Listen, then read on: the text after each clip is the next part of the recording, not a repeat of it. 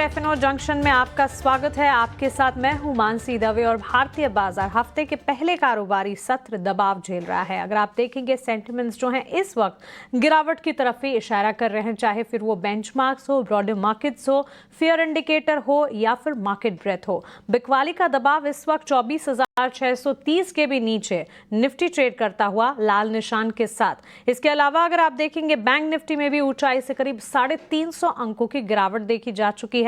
Fair index India VIX 10% तक की तेजी यहां पर देखने को मिल रही है, which is a clear sign of concern और वॉलेटिलिटी के साइंस। इनफैक्ट आज बाजार की शुरुआत के बाद ही हमने देखा कमजोरी की तरफ ही ज्यादा इशारा करते हुए, और इंडिया विक्स की जो ये बढ़त है, इस बढ़त पर बिल्कुल नजर होनी चाहिए और ये एक बड़ा चैलेंज या कह सकते हैं कंसर्न का फैक्टर साबित होता हुआ दिखेगा, क्योंकि एक फेयर इंडिकेटर है, इसका बढ़ना जो है वो एक मेजर कंसर्न है। और आज सुबह से ही हम देख रहे हैं 6-7 और इस वक्त 10% तक की बढ़ोतरी यहां पर देखने को मिल रही है।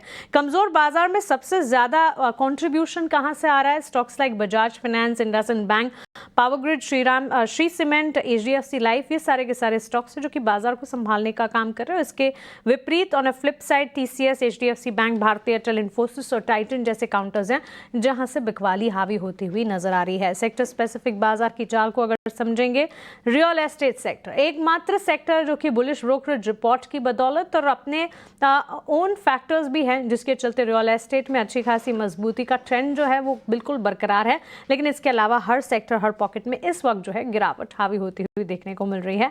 कुछ हद तक डिफेंसिव्स बाजार को संभालने का काम जरूर कर रहे हैं। चुनिंदा फार्मा शेयरों में मजबूती आप जरूर देख पाएंगे, लेकिन अंडरटोन इस वक्त मार्केट का अगर देखेंगे कमजोरी भरा क्लियरली नजर आ रहा है। वायदा बाजार में कहां पर एक्शन है, वायदा बाजार में इस वक्त सेंटिमेंट्स कैसे डेवलप हो रहे हैं और बाजार को इस वक्त किस तरह से रीड करना है, इस पर विस्तार से आने वाले 20-22 मिनट में बातचीत होगी। लेकिन एफएनओ जंक्शन में रिपोर्ट कार्ड भी हम आपके लिए लेकर आते हैं, जो कि पिछले सेशन यानी कि शुक्रवार के सेशन में जब एफएनओ जंक्शन हम आपके सामने लेकर आए थे, तब हमारे साथ जो एक्सपर्ट जुड़े थे उन्होंने जिन स्टॉक्स पर अपनी राय दी थी वहां से सेंटिमेंट कैसे बने हैं। चंदन तापड़िया हमारे साथ जुड़े थे शुक्रवार के सेशन में एफएनओ जंक्शन में, और उन्होंने जिन स्टॉक्स पर राय दी थी वो स्टॉक्स और उनके रिटर्न्स आपके स्क्रीन पर तब से लेकर अब तक। डिक्सन टेक्नोलॉजीज शुक्रवार के सेशन में उन्होंने सुझाया था और आज ऑफ कोर्स हम देख रहे हैं डिक्सन टेक्नोलॉजीज और सारे के सारे ईएमएस स्टॉक्स जो है वहां पर अच्छी खासी मजबूती के साथ कामकाज है। जॉइंट वेंचर की खबर है, इसी के चलते स्टॉक में मजबूती है। लेकिन तब अगर आपने उस कॉल को प्रैक्टिस किया होता तो 3.5% तक के रिटर्न्स वहां से मिले होते। डिलीवरी पर खरीदारी की राय उन्होंने दी थी। शुक्रवार का दाम 385 का था, वहां से 2% तक के रिटर्न्स आज देखे जा चुके हैं। जुबिलेंट फूड वर्क 681 के लेवल्स पर चंदन की तरफ से कॉल रही और वहां से करीब 1.5% तक के रिटर्न्स मिलते हुए। तो एफएनओ जंक्शन में हमारे साथ जो हमारे मार्केट एक्सपर्ट जुड़ते हैं उन्होंने जो कॉल्स दी है, कॉल्स की रिटर्न्स को अगर आप देखेंगे तो क्लियरली आपको एक अंदाजा लग जाएगा, तस्वीर मिल जाएगी इस रिपोर्ट कार्ड के जरिए कि हमारे एक्सपर्ट्स के कॉल कितने सही और सटीक साबित हो रहे हैं। चलिए आगे बढ़ते हैं और आज के एक्सपर्ट का रुख करते हैं और उनसे समझते हैं कि बाजार की चाल को वो कैसे देख रहे हैं, इस वक्त मार्केट पे स्ट्रैटेजी क्या बना रहे हैं, स्टॉक स्पेसिफिक उनकी राय क्या है। हमारे साथ रेलिगेयर ब्रोकिंग के अजीत मिश्रा आज जुड़ गए हैं। Ajit, good afternoon, thanks for giving your time. स्वागत है आपका 18 आवर्स स्वदेश पर। कमजोरी भरा बाजार और इनफैक्ट फ्राइडे के अपमूव के बाद एक ही दिन की मजबूती, एक ही दिन की उम्मीद, और वो उम्मीद जो है आज बिल्कुल फ्रिजल आउट होती हुई नजर आ रही है। इस वॉलेटिलिटी को कैसे देख रहे हैं आप और इंडेक्स पर आपकी रीडिंग, आपकी स्ट्रैटेजी क्या होगी? शुक्रिया मानसी देखिए बिल्कुल जो लास्ट ट्रेडिंग सेशन था और जिस तरीके से क्लोज दिया था हमने, नो डाउट एक ऑलमोस्ट रोलर कोस्टर राइड देखी थी हमने फ्राइडे के दिन, जहां पे कि सपोर्ट्स भी ब्रीच हुए और आपने डे हाइस के पास बंद किया। तो एंटिसिपेशन यही था कि शायद उसको हम कैरी फॉरवर्ड करते हुए नजर आएंगे मंडे के दिन, बट आज दोबारा से हम वही देख रहे हैं कि हायर एंड पे 24 800 के जोन के पास दोबारा से मार्केट को रेजिस्टेंस फेस हो रहा है। विक्स जैसे कि आपने पॉइंट आउट किया कि करीब 10% के गेन्स के साथ ट्रेड कर रहा है, तो ये कहीं ना कहीं बेसिकली गेन्स को कैप कर रहा है। और जो रेजिस्टेंस का जिसका हमने मल्टीपल टाइम्स जिक्र किया है पास में भी कि जब तक 24,800 ब्रेक नहीं होगा तब तक मार्केट में कोई डिसाइसिव ट्रेंड देखने को नहीं मिलेगा, जो 25,100 25,200 की हम बात कर रहे हैं। तो अभी के लिए मेरे को लगता है कि जिस तरीके से विक्स होल्ड कर रहा है राइज के बाद, ये एक थोड़ा सा कंसर्न रहेगा, जिसकी वजह से कंसोलिडेशन थोड़ा और एक्सटेंड हो सकता है बाजार में। बट बावजूद इसके टोन पॉजिटिव है, क्योंकि देखिए बैंकिंग और आईटी ये दो की सेक्टर्स हैं जहां से कि कॉन्टिन्यूसली आपको आउट परफॉर्मेंस देखने को मिल रही है। आज थोड़ा बहुत ही जरूर बैकफुट पे है, बट मुझे लगता है कि ओवरऑल टोन पॉजिटिव टोन बनी रहेगी। और क्योंकि इनका वेट इंडेक्स में मैक्सिमम इन्हीं दोनों का है, तो एक पॉजिटिव टोन बने रहने की इंडिकेशन है। तो करीब 24,600 से 550 का जोन है, मेरे हिसाब से वो एक बाइंग एरिया है। वहां पे आपको बाइंग की अपॉर्चुनिटी देखनी चाहिए, क्योंकि मार्केट वॉलेटाइल है। 24,600 वाली कॉल जो करीब 195 के पास ट्रेड कर रही है, इसको 160 के पास अगर आपको ये डिप में मिलती है तो वहां पे आपको लॉन्ग के लिए देखना चाहिए 80 के स्टॉप लॉस के साथ, करीब 250 280 तक के पोजीशन टारगेट के लिए।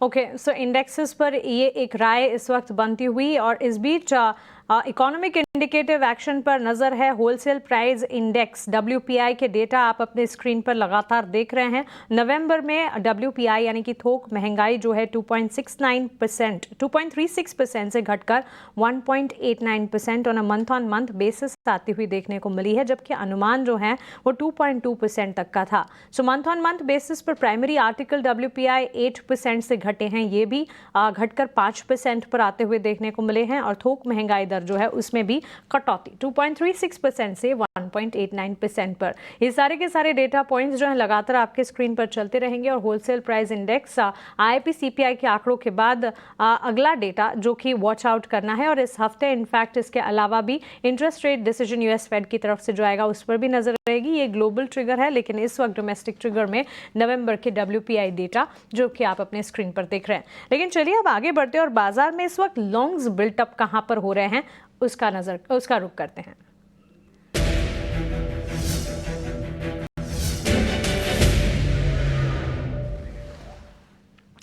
चलिए FNO में ताज़ा खरीदारी कहां पर हो रही है, और ये ताज़ा खरीदारी इनफैक्ट अजीत आज जो सेक्टर परफॉर्म कर रहा है वहीं पर हो रही है। अगर आप देखेंगे रियल एस्टेट प्लेयर्स में लॉन्ग बिल्डअप होते हुए इस वक्त नजर आ रहे हैं। और इसके अलावा अगर आप देखें स्टॉक्स लाइक डिक्सन टेक्नोलॉजीज भी है जहां पर खरीदारी है, मैक्रोटेक डेवलपर्स हैं, कमिंस हैं और कोरोमैंडल इंटरनेशनल। ऑलमोस्ट 1.5% से लेकर 3-3.5% तक की तेजी यहाँ पर। और ताज़ा खरीदारी रियल एस्टेट और साथ ही इन तमाम काउंटर्स में देखने को मिल रही है। रियल एस्टेट का रुझान तो काफ़ी सुधरता नजर आया ही है, लेकिन इन तीनों स्टॉक्स पर आपकी क्या राय होगी? बिल्कुल मानसी, देखिए यहाँ पे जो तीसरा सेक्टर अगर मैं कहूँ कि अपार्ट फ्रॉम आईटी और बैंकिंग, यहाँ पे कि आपने स्ट्रेंथ देखी है या फिर एक स्टेबिलिटी देखी है, वो रियल्टी स्पेस रहा है, जिसमें कि DLF ने लीड किया है। ओबरॉय रियलिटी, मैक्रोटेक, इन सभी में एक अच्छी परफॉर्मेंस देखने को मिली है। तो नो डाउट यहाँ पे मुझे लगता है कि ये पॉजिटिव टोन कंटिन्यू रह सकता है मैक्रोटेक में, कंसिडरिंग की जो रियलिटी इंडेक्स भी है उसमें भी अभी रूम बचा हुआ है फर्दर अपसाइड का। तो यहाँ पे दूसरा चीज ये इंपॉर्टेंट हुआ है कि मैक्रोटेक में जो कि प्रीवियस स्विंग हाई था करीब 1440 का, वो उसने आज सरपास किया है, तो एक एडिशनल पॉजिटिव ट्रिगर है इसके पास। तो यहाँ पे लॉन्ग पोजीशन बनाने की रिकमेंडेशन होगी, 1420 का स्टॉप लॉस रहेगा 1550 तक के टारगेट्स के लिए। इसके अलावा देखिए कोरोमंडल हमारी भी रिकमेंडेशन है। यहाँ पे हमको दिख रहा है कि सेलेक्टिवली आपको फर्टिलाइजर स्पेस में अच्छा ट्रैक्शन देखने को मिल रहा है। Coromandel with in the sector out performer रहा है। स्टॉक अपने रिकॉर्ड हाइस के पास एक बहुत टाइट रेंज में कंसोलिडेट कर रहा था और उसका फाइनली ब्रेकआउट देखने को मिला है। तो नियर टर्म में करीब 1900 तक के लेवल्स यहाँ पे एंटिसिपेटेड हैं। 1770 के स्टॉप लॉस के साथ कोरोमंडल को भी बाय करने की रिकमेंडेशन होगी। क्लियरली मैक्रोटेक डेवलपर्स, कोरोमैंडल इंटरनेशनल यहाँ पर खरीदारी के मौके बनते हुए दिख रहे हैं। ताज़ा खरीदारी नज़र भी आ रही है और यहाँ से भी तेज़ी के पूरे आसार देखने को मिल रहे हैं। इसके अलावा अगर आप देखेंगे डिक्सन टेक्नोलॉजीज़ पर भी एक राय अजीत आपसे बिल्कुल जानना चाहेंगे, क्योंकि डिक्सन टेक्नोलॉजीज़ न्यूज़ फ्लो के चलते तो फोकस में है, लेकिन टेक्निकली चार्ट्स पर आपको कैसा लग रहा है? जॉइंट वेंचर की खबर है जिसके चलते 4% तक का इजाफा हम देख चुके हैं। बिल्कुल, देखिए मानसी, यहाँ पे एक स्टेडी अप ट्रेंड देखने को मिल रहा है। स्टॉक अपने शॉर्ट टर्म एवरेजेस से भी काफी दूर है। बेसिकली एक क्लियरली इंडिकेट करता है कि एक स्ट्रॉन्ग मोमेंटम में है स्टॉक। हाल फिलहाल में हम देख रहे थे बहुत टाइट रेंज में कंसोलिडेट कर रहा था, जिसका ब्रेकआउट देखने को मिला है आज के सेशन में। वॉल्यूम्स काफी स्ट्रॉन्ग है, एवरेज वॉल्यूम से ऑलमोस्ट डबल वॉल्यूम अभी तक हो चुके हैं। तो जिनके पास पोजीशन है मानसी, वो डेफिनेटली बने रह सकते हैं 18,100 के स्टॉप लॉस के साथ। ऊपर पे अनचार्टेड टेरिटरी में है तो उनको स्टॉप लॉस ट्रेल करना चाहिए। बट फ्रेश पोजीशन के लिए मेरे हिसाब से थोड़ा सा वेट करना चाहिए। कंसोलिडेशन दोबारा से आपको एक मौका दे, कहीं पे रुके, तब जाके आपको एक अच्छा बाइंग रिस्क रिवॉर्ड की अपॉर्चुनिटी के हिसाब से देखना पड़ेगा। बट एज ऑफ नाउ जिनके पास है वो 18,100 के स्टॉप लॉस के साथ होल्ड कर सकते हैं। चल गया है, काफ़ी ज़्यादा न्यूज़ फ्लो भी है और इसके अलावा भी चार्ट्स भी काफ़ी दुरुस्त नज़र आ रहे हैं और इसी के चलते अगर पोजीशन से उसे इंटैक्ट रखें, नए पोजीशन के लिए फ़िलहाल इंतज़ार करना होगा। लेकिन जहां पर ताज़ा खरीदारी हो रही है इस लिस्ट में सबसे आगे रियल एस्टेट, और रियल एस्टेट के साथ साथ अगर आप देखेंगे कुछ तमाम कंजम्पशन थीम्स भी है और साथ ही IGL जैसा काउंटर भी है जहाँ पर मजबूती के साइंस नज़र आ रहे हैं और साथ ही जोमेटो स्विगी पर भी एक नज़र होनी चाहिए। ऑफकोर्स ब्रोकरेज रिपोर्ट्स के चलते और पॉजिटिव न्यूज़ फ्लोज के चलते, लेकिन ये दोनों स्टॉक्स भी हैं जो कि लगातार तेजी इस दौर में भी देख रहे हैं जहां बाजार में उतार चढ़ाव है। लेकिन शॉर्ट कवरिंग इस वक्त कहां पर नजर आ रही है? बाजार में जब भी उठापटक देखने को मिलती है तब डिफेंसिव्स के तौर पर IT का खेमा और साथ ही फार्मा का सेक्टर है जो कि आगे बढ़ जाता है। शॉर्ट्स कवर यहां से होते हुए नजर आ रहा है। ग्लेनमार्क फार्मा के स्टॉक को अगर आप देखेंगे वहां पर हम देख रहे हैं ऑलमोस्ट 2% के गेन्स हैं और इसी कड़ी में प्लेटफॉर्म स्टॉक्स भी शामिल हैं जैसे कि MCX है, औरोबिंदो फार्मा है, साथ ही सन टीवी के स्टॉक में भी अगर आप देखेंगे शॉर्ट्स कवर होते हुए नजर आ रहे हैं। अजीत, शॉर्ट कवरिंग की लिस्ट में हम देख रहे हैं फार्मा स्पेस है and of course stocks like Sun TV and MCX भी है। सो प्लेटफॉर्म स्टॉक्स जिसका बोलबाला पिछले हफ्ते था, आज हफ्ते की शुरुआत में इतना एक्शन नहीं है लेकिन MCX में तो मजबूती है।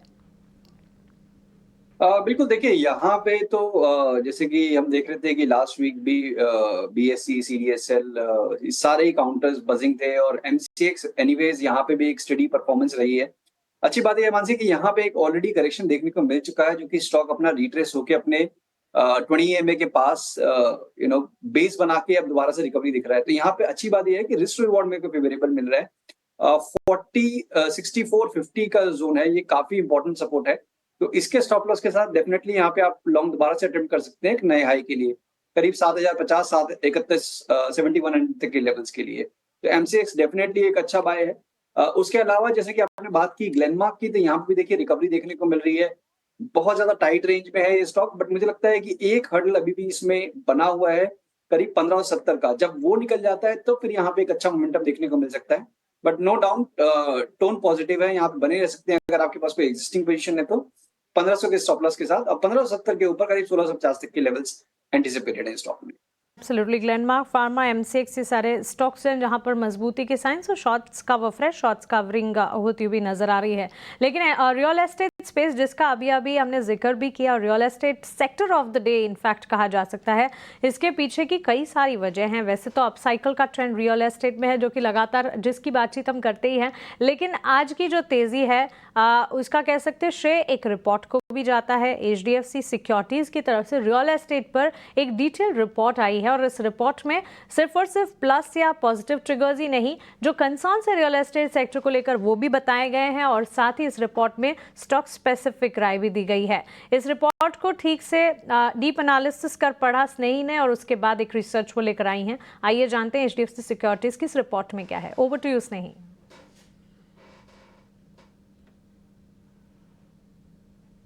जी बिल्कुल, तो रियल एस्टेट सेक्टर आज फोकस में रहेगा और कुछ चुनिंदा स्टॉक्स है रियल एस्टेट पैक में से जो कि बैंगलोर बेस्ड डेवलपर्स हैं, जैसे कि शोभा, ब्रिगेड एंटरप्राइजेस, प्रेस्टीज एस्टेट्स और गोदरेज प्रॉपर्टीज़। इन स्टॉक्स पर एक HDFC सिक्योरिटीज़ ने आज सुबह नोट निकाला है। वो कहते हैं कि जो अप्रूवल साइकिल है बैंगलोर में वो काफ़ी लंबा हो चुका है। इन सारे डेवलपर्स को जो ज़रूरी अप्रूवल्स होते हैं प्रोजेक्ट्स के लिए वो मिलने में काफ़ी ज़्यादा टाइम लग रहा है और उसके दम पर कुछ प्रॉब्लम्स भी हो सकती है आगे जाके। वो कहते हैं कि इसके कारण सप्लाई साइड जो है रेजिडेंशियल रियल एस्टेट मार्केट का, उस पर थोड़ा सा दबाव भी हो सकता है। पर वो तो भी कहते हैं कि हालांकि इसके बावजूद भी डिमांड काफ़ी अच्छा लग रहा है अभी, क्योंकि एंड यूज़र इंटरेस्ट अभी भी बरकरार है और मैक्रो इकोनॉमिक फैक्टर्स भी काफ़ी अच्छे लग रहे हैं इस सेक्टर के लिए। पर इन चैलेंजेस के दम पर क्या हो सकता है, जो हर्डल्स ये देख रहे हैं, जो उनको अप्रूवल में डिले हो रही है, उसके दम पर बहुत सारे कॉस्ट उनके बढ़ सकते हैं, फाइनेंसिंग कॉस्ट बढ़ सकते हैं। उनका जो प्रोजेक्ट पाइपलाइन जो डेवलपमेंट है उन्होंने जो सोच के रखा है आगे जाने के लिए उनके प्रोजेक्ट लॉन्चेस में, उसमें थोड़ी देरी हो सकती है। और ये जो लॉन्चेस है वो अभी सब्सिक्वेंट क्वार्टर्स में, आगे क्वार्टर्स में पुश हो रहे हैं। मार्केट अपॉर्चुनिटीज़ जो कि है, जो भी रियल एस्टेट साइकिल जो तेज़ी में है, अगर इन लॉन्चेस के डिले के वजह से ये साइकिल भी मिस हो सकता है और बहुत सारी मार्केट अपॉर्चुनिटी अपॉर्चुनिटीज़ भी ये कंपनी गंवा सकती है और उनके मार्केट शेयर पर भी असर हो सकता है। और जब अगर हम सेक्टर के बारे में बात करें तो HDFC सिक्योरिटीज़ का ये मानना है कि प्रेस्टीज एस्टेट्स और शोभा उनके टॉप पिक्स है। गोदरेज प्रॉपर्टीज़ ये बैंगलोर में चलते हुए रेगुलेशन डिलेज के दम पर गोदरेज प्रॉपर्टीज़ पर बहुत असर नहीं होगा और गोदरेज प्रॉपर्टीज़ कुछ हद तक री रेटिंग भी हो सकता है उस स्टॉक में, क्योंकि उन्होंने अपना हाल ही में फंड रेजिंग किया है। तो उन्होंने अपना एड रेटिंग बरकरार रखा है। गोदरेज प्रॉपर्टीज़ पर 3,000 रुपये का टारगेट है प्रति शेयर। शोभा पर भी उन्होंने अपना बाय रेटिंग मेंटेन किया है, 2,639 रुपीज़ है पर शेयर उनका टारगेट। ब्रिगेड एंटरप्राइजेस पर भी बाय मेंटेन किया है और 1,400 रुपये पर शेयर का टारगेट है। प्रेस्टीज एंटरप्राइजेस पर भी प्रेस्टीज एस्टेट्स पर भी उन्होंने एक बाय रेटिंग मेंटेन किया है और 2,060 रुपये प्रति शेयर उनका टारगेट है। तो ये HDFC सिक्योरिटीज़ का व्यू रियल एस्टेट डेवलपर्स पर, खास करके बैंगलोर बेस्ड कंपनीज पर। बिल्कुल स्नेही, शुक्रिया ये सारी की सारी डिटेल्स और रियल एस्टेट की इस रिपोर्ट के एनालिसिस हम तक पहुंचाने के लिए। लेकिन इस वक्त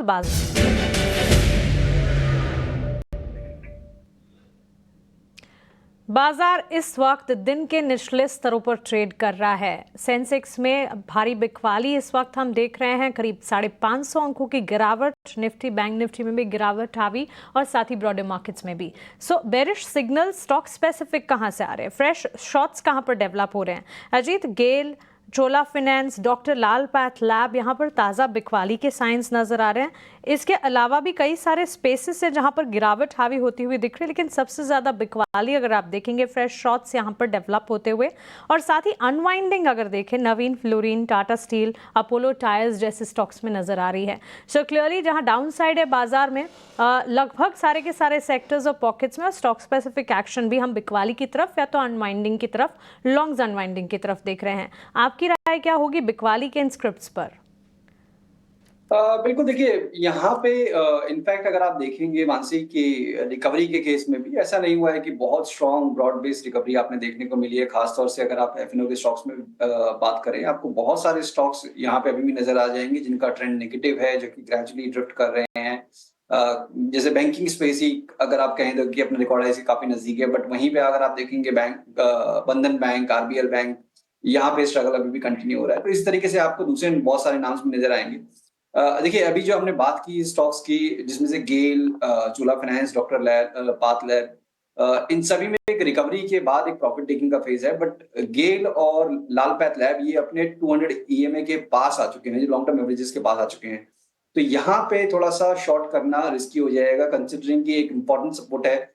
यहाँ शायद एक बार पॉज लेके एक रीबाउंड की अटेम्प्ट करे और शायद उसके बाद एक बेसिकली गिरावट का देखने को मिले। चोला फाइनेंस कंपैरेटिवली देखिए यहाँ पे एक जरूर दिख रहा है एक अपॉर्चुनिटी शॉर्टिंग की। यहाँ पे एक रिवर्सल पैटर्न का बेसिकली फॉर्मेशन हुआ था, एक रिकवरी हुई, बट वो रिकवरी सस्टेन नहीं हो पा रही है और दोबारा से इसमें हम गिरावट देखने को मिल रही है। तो यहाँ पे आपको दोबारा से ग्रेजुअली करीब 1230-35 तक के लेवल्स पॉसिबली आपको देखने को मिल सकते हैं। तो यहाँ पे आप शॉर्टिंग की पोजीशन बना सकते हैं 1305 के स्टॉप लॉस के साथ। उसके अलावा अगर आप बात करें तो देखिए कोल इंडिया, एनटीपीसी, बंधन बैंक जैसे हमने कुछ नाम बताया कि यहाँ पे भी आपको एक स्टेडी डिक्लाइनिंग फेज मिल रहा है। तो यहाँ पे भी आप शॉर्टिंग के लिए अपॉर्चुनिटी ढूंढ सकते हैं। सो स्ट्रगल है मार्केट में, और ये स्ट्रगल जो है कितना ज़्यादा एस्केलेट होता है सेकंड हाफ में भी, क्या ये एस्केलेट होता है, इस पर नज़र रखनी होगी। लेकिन अजीत, आपके टॉप पिक्स इस वक्त हम जानना चाहेंगे। बिल्कुल, तो देखिए जैसे शो की शुरुआत में हमने बात की थी कि कोरोमंडल, यहाँ पे हमने एक डिसाइसिव ब्रेकआउट देखा है, स्टॉक अपने रिकॉर्ड हाइस के पास है। तो और हम एंटिसिपेट कर रहे हैं कि ये तेजी बढ़ेगी, करीब 1900 तक के लेवल्स यहाँ पे एंटिसिपेट कर रहे हैं हम 1770 के स्टॉप लॉस के साथ। वहीं पे दूसरा नाम जहाँ पे की स्टेबिलिटी है, ग्रेजुअल अपमूव है, पावर ग्रिड में यहाँ पे भी एक स्ट्रॉन्ग कंसोलिडेशन देखा गया है मेजर एवरेजेस के पास। तो एक काफी टाइट रेंज में बेसिकली कंसोलिडेट करके रिकवरी आ रही है। तो रिस्क रिवॉर्ड यहाँ पे फेवरेबल है। आपके पास मल्टीपल बेसिस हैं, जस्ट इन केस अगर यहाँ पे ब्रेकआउट फेलियर भी होता है तो यहाँ पे नियर टर्म में करीब 346 तक के लेवल्स एंटिसिपेटेड हैं। 331 के स्टॉप लॉस के साथ यहाँ पे भी लॉन्ग करने की रिकमेंडेशन होगी। पावर ग्रिड और कोरोमंडल इंटरनेशनल दोनों पर खरीदारी के मौके अजीत की तरफ से ये स्ट्रैटेजी और राइट स्टॉक स्पेसिफिक। अजीत, आपकी तरफ से कोई डिस्क्लेमर? शुक्रिया मानसी। तो बेसिकली देखिए जितने भी स्टॉक्स हमने डिस्कस किए हैं, पर्सनली इनमें से मैं कोई भी होल्ड नहीं करता हूं, बट हमारे क्लाइंट्स के पास पोजीशन हो सकती है। बिल्कुल अजीत, शुक्रिया हमारे साथ जुड़ने के लिए। बाजार पर और एफएनओ में इस वक्त जो ताज़ा एक्शन नजर आ रहा है, इस पर अपनी राय और साथ ही अपनी स्ट्रैटेजी हमारे साथ शेयर करने के लिए शुक्रिया। जहां बाजार में गिरावट हावी हो रही है, ऐसे में ब्रॉडर मार्केट्स मिड कैप पर किस तरह की राय होनी चाहिए? मिड कैप में क्या स्टॉक स्पेसिफिक एक्शन नजर आ रहा है, और अगर हाँ तो आपकी स्ट्रैटेजी क्या होनी चाहिए? अगली पेशकश मिड कैप से जुड़ी आपके लिए लेकर आएंगे। फिलहाल मुझे दीजिए इजाजत, नमस्कार।